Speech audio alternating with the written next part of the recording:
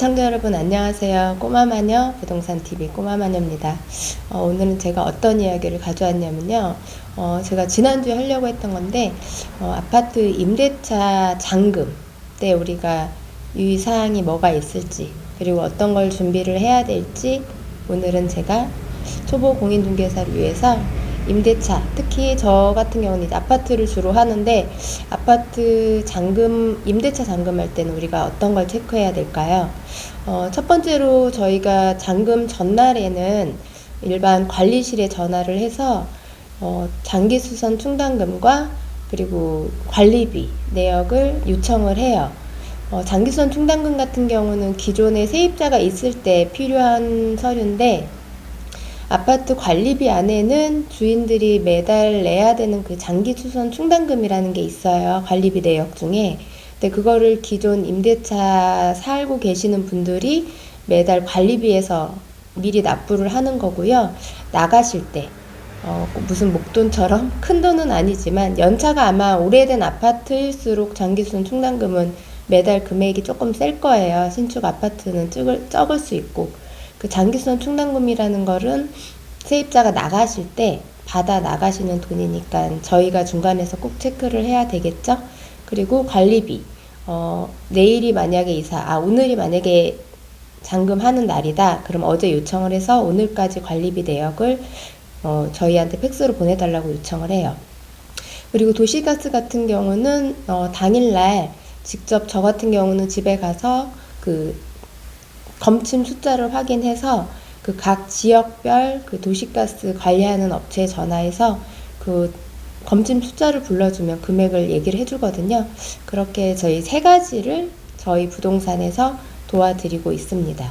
그리고 제가 해보니까 그 임대차 계약 잔금 때도 그렇고 매매 잔금 때도 그렇고 저는 꼭 정산서를 마련을 해요. 이제 하다 보니까 예전에 한번 이런 적이 있었어요. 분명히 이제 관리비를 오늘까지 금액을 받는 관리소가 있으면 상관이 없어요. 그냥 입금하면 되는데, 꼭 승계를 하라고 하는 아파트들이 종종 있습니다. 그럴 때는 기존 오늘까지 관리비를 들어오시는 분한테 드리고 나오면 내세요 하는 거거든요. 근데 예전에 한번 분명히 그렇게 전달을 했는데, 그리고 받았다라는 사인까지 제가 받았었는데도 안 받았다고 한번 우기는 경우가 있었어요. 그래서 크게 한번 난리가 난 이후로는 이 임대인 정산서는 저는 아주 꼼꼼히 체크를 해요. 어떤 내역이 있냐, 우선은 이제 아파트 저 처음에 물건지를 기록을 하고, 이제 임대차 보증금, 그리고 만약에 계약금이 들어갔다면 계약금을 쓰고 오늘 들어갈 잔금을 체크를 합니다.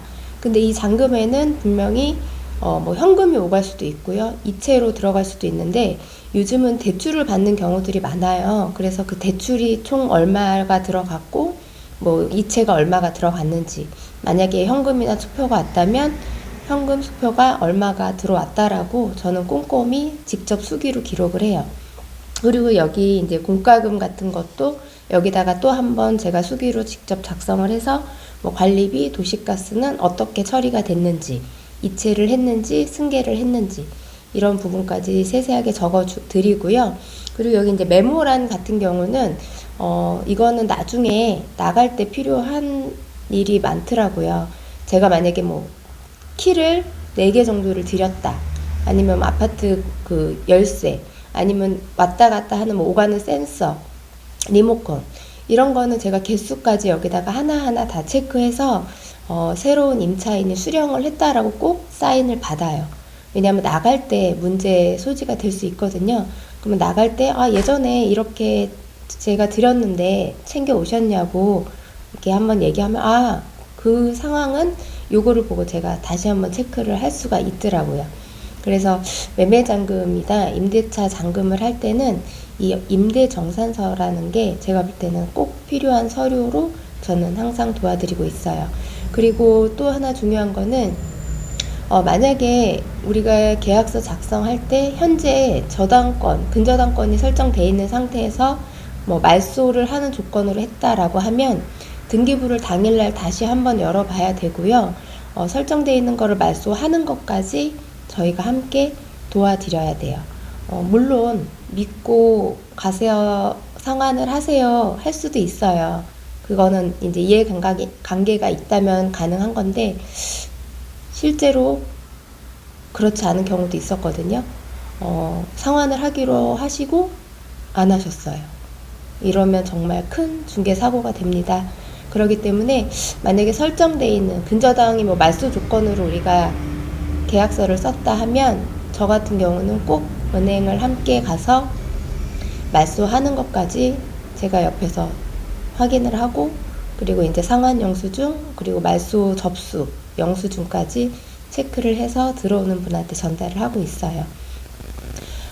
처음 하시는 분들은 놓칠 수 있는 부분이라 제가 생각이 들어서 오늘은 제가 오늘 아침에 어떤 내용을 이야기를 할까 하다가 아주 간단하지만 한 번쯤 더 체크해야 될 내용들을 말씀을 드렸어요. 도움이 되셨을까요? 아주 사소한 것부터 한번 해보려고 합니다. 함께 해주시면 감사드리고요.